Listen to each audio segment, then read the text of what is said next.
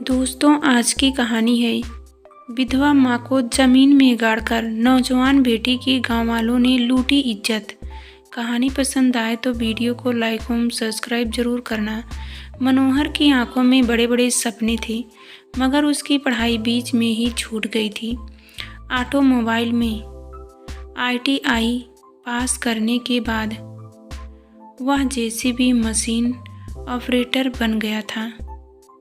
दरअसल मनोहर ने अपने टीचर के एक भाई राम सिंह से JCB मशीन चलाना सीखा था। वक्त का मारा मनोहर अपने 3 छोटे भाई बहनों और मां की परवरिश की खातिर राम सिंह का सहायक लग गया था। ITI का प्रमाण पत्र उसके पास था, मगर नौकरी कब मिलती पता नहीं। उनके ठेकेदार ने उनकी अच्छी कदकाठी देखी, JCB मशीन चलाने समझने का हुनर देखा और उसे काम मिलने लगा, जिससे उसके घर की माली हालत सुधरने लगी थी। भाई बहनों की परवरिश और पढ़ाई से अब मनोहर निश्चिंत था। माँ का पार्ट टाइम काम छुड़ाकर उसने चैन की सांस ली थी। एक दिन अचानक मनोहर को एक दूर दराज के गांव में जाने का मौका मिला। ठेकेदार का आदमी उसे गाड़ी में बिठाकर पहले ही साइड दिखा गया था, सो वह निश्चिंत था।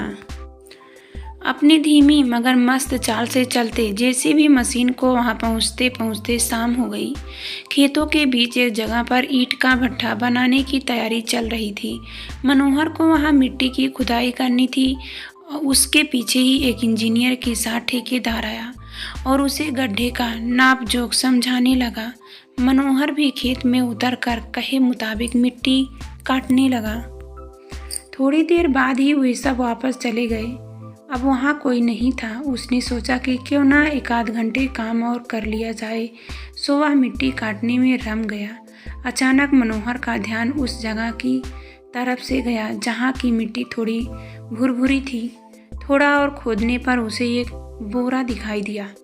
उस बोरे में कुछ चीज़ें थी। वह मशीन से उतरा और मिट्टी के ढेर से बोरा बाहर निकाला।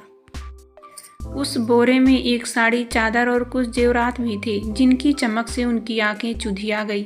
पुराने डिजाइन की एक भारी भरकम सोने की चैन, सोने की ही 4 चूड़ियाँ और कान के बूंदे थे। साड़ी में लहू के छींटे लगे थे, जो अब कत्थई हो चुकी थी। मनोहर को कुछ समझ नहीं आया कि इस बोरे से मिली चीज़ों का क्या करें। फिर भी उसने उन्हें वहीं वापस गाड़ दिया कि ऐसे खतरे की चीज़ें अपने पास रखने पर वह भी फंस सकता है। ठेकेदार ने वहीं एक झोपड़ी बनाकर मनोहर के रहने का इंतजाम किया था, सो उसे कहीं जाना तो था नहीं। अब मनोहर क्या करे, एक बड़ा सवाल था। यहाँ से शहर और पुलिस चौकी भी काफ़ी दूर थे। अचानक मनोहर ने देखा कि एक लड़की अकेले जा रही थी। मनोहर ने उस लड़की से बात की ताकि नज़दीक के गांव के बारे में कुछ जान सके। बातों बातों में उसे पता चला कि वह BA की छात्र थी। हाल ही में उसके इम्तिहान खत्म हुए थे। अभी वह किसी काम से शहर से गांव लौट रही थी। बहुत गुजरने के पर उस लड़की ने बताया कि यह पुलिस स्टेशन गई थी, क्योंकि उसकी विधवा माँ 1 हफ्ते से लापता थी। वह निकट के गांव में उसके साथ अकेली रहती थी। रिश्तेदारों के साथ उन लोगों का ज़मीन का कुछ झगड़ा था। पहले तो उन लोगों ने गांव में उनकी ज़मीन दबाकर अपना मकान बढ़ा लिया था और अब वह उनके खेत हाथियाना चाहते थे। उस लड़की को पूरा शक था कि उन लोगों ने ही उसकी माँ को गायब कर दिया है। पुलिस भी उनसे मिली हो सकती है, ऐसा भी शक था। उस लड़की का नाम सीमा था। अपनी पढ़ाई पूरी करके वह गांव के ही एक स्कूल में टीचर की नौकरी करने लगी थी। सीमा की डबडबाई आंखें उसकी मजबूरी बयान कर रही थी। मनोहर को बड़ा गुस्सा आया कि कैसे कैसे लोग हैं यहाँ जो अपनों का ही शोषण करते हैं। तुम चिंता मत करो, मैं पहले तुम्हें तुम्हारी माँ को ढूंढने में मदद करूँगा। मनोहर बोला, मुझे कुछ चीज़ें मिली हैं, क्या तुम उन्हें पहचान सकती हो? मनोहर उस जगह पर गया और बोरे से सावधानी से उन जेवरात समेत कपड़ों को बाहर निकाल लाया। उन्हें देखते ही सीमा सुबकने लगी, अरे ये तो मेरी माँ के ही कपड़े हैं और ये जेवरात तो वे हमेशा पहने रहती थी। पता नहीं बदमाशों ने उनके साथ क्या सलूक किया होगा। अब जो हुआ सो हुआ, अपने मन को कड़ा करो और आगे की सोचो।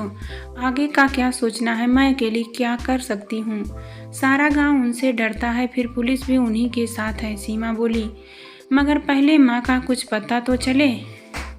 अब पता क्या करना है, मनोहर गुस्से से बोला। जरूर उन लोगों ने उन्हें मार दिया होगा।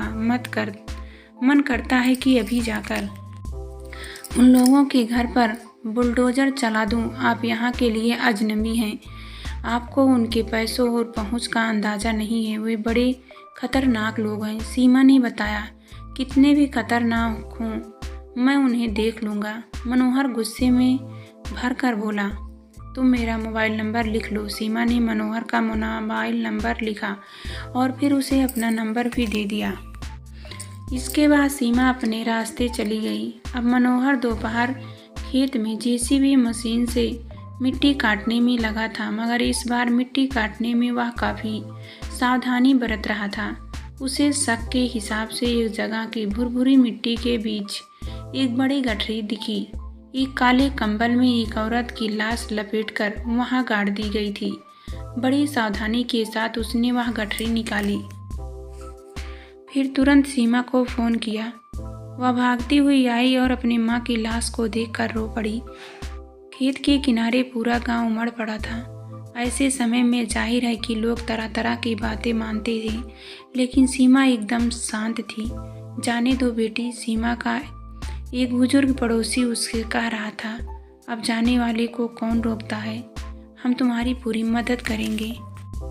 यही तो मदद की है आपने कि मेरी माँ को मार डाला और उनके मुंह पर थूकते हुए चिल्लाई, पहले घर छीना और अब हमारी ज़मीन छीनना चाहते हैं। आप इंसान नहीं, हैवान हैं। हाँ, हम हैवान हैं और तू इस गांव से सबसे रसूखदार आदमी राम प्रसाद पर थूकती है। वह बुजुर्ग गुस्से में उसकी चोटी पकड़कर चिल्लाया, तेरी यह हिम्मत कि तू मुझ पर थूके। वह बुजुर्ग उसे बेतहाशा मार रहा था और चिल्ला रहा था, गांव में है किसी की हिम्मत जो मुझे रोक सके? हाँ, मैंने तेरा घर उजाड़ा है और अब तेरी सारी ज़मीन छीन कर तुझे सड़क की भिखारिन बना दूंगा। सारा गांव तमाशा देख रहा था। अचानक मनोहर को तहस आया और उसने लपक कर बुजुर्ग को पीछे से दबोचते हुए कहा, एक तो दिन दहाड़े गलत काम किया, गरीब बेसहारा को लूटा और उसकी हत्या कर दी, और अब एक लड़की पर हाथ उठाते हुए तुम्हें शर्म नहीं आती? मनोहर उसे मारते हुए बोला, इस गांव में जैसे सभी नामर्द हैं तो क्या हुआ, मैं तेरी सारी हिकड़ी हवा कर दूंगा। अब देखा देखी गांव की भीड़ भी जैसे मनोहर के साथ हो गई। अब देखते क्या हो। भीड़ में से एक आवाज़ आई, पुलिस तो आने से ही रही और हम भी इसके खिलाफ गवाही देंगे कि यह कितना दुष्ट है, मगर इसने जो किया है उसकी सज़ा इसे ज़रूर मिलनी चाहिए। मन करता है कि इसके घर पर बुलडोजर चला दूं। वह दांत पीस कर बोला, तभी एक सबक सीखेगा। तो चला दो ना, मना कौन करता है, भीड़ में से किसी ने कहा, और देखते ही देखते उसकी जेसीबी मशीन रामप्रसाद के घर को मटिया मेट कर गई। समय बीतने के साथ उन दोनों की दोस्ती गाढ़ी हो चुकी थी। सीमा ने उसका घर परिवार, रहन सहन वगैरह सब कुछ देख समझ लिया था। मनोहर को झिझक थी कि एक पढ़ी लिखी लड़की से उसका शादी होना क्या ठीक रहेगा? क्या कहीं यह शादी बेमेल तो नहीं होगी? लोग क्या कहेंगे कि एक कम पढ़े लिखे लड़के ने एक पढ़ी लिखी लड़की को फंसा लिया। फिर भी सीमा से मनोहर का मिलना जुलना चलता रहा। इस बीच एक रुकावट आ गई। सीमा के एक रिश्तेदार शंभू प्रसाद, जो उसके रिश्ते में मामा लगते थे, एक किसान थे और अब उसी के साथ उसके घर में रहने लगे थे। भले ही उनकी माली हालत गिर चुकी थी, मगर पुराने जमींदारों वाली ठसक उनमें अभी बाकी थी। उन्हें मनोहर फूटी आंख नहीं सुहाता था। यह किस आदमी को चुना है शादी के लिए तुमने? वे दहाड़े न शक्ल सूरत न ढंग का काम धाम, दिन भर टूटी फूटी सड़कों की मरम्मत करता फिरता है या खंडहरों को गिराता चलता है। मैं शादी करूंगी तो उसी से, सीमा चीख कर बोली थी। जब मेरी माँ की हत्या हुई, मेरा घर हथिया लिया गया था, तब आप कहाँ थे? आग लगे ऐसी जवानी में। शंभू प्रसाद की पत्नी यानी सीमा की मामी चिल्लाई थी, कोई ढंग का रंगरूप भी तो हो, बेडौल ढोल जैसा बदन है उसका। उसकी टेढ़ी नाक देखी है तुमने? यह लड़की तो मेरी नाक काटने पर ही तुली है। मनोहर को भी घबराहट होती। नाहक उसके चलते सीमा के घर में बवाल मचता है, लेकिन फिर भी वह उसके सपनों में आती थी। इन 5 साल में मनोहर को क्या मिला? सिर्फ चंद सूखी रोटी और सब्जी। कभी किसी को ख्याल आया कि वह भी कुछ है, कि उसके भी कुछ अरमान होंगे? ठीक है कि वह भद्दा है, मगर क्या ऐसे लोग जिंदगी नहीं जीते? इतना कुछ होने के बावजूद उसी के चलते तो उसका परिवार सुखी और संतुष्ट है।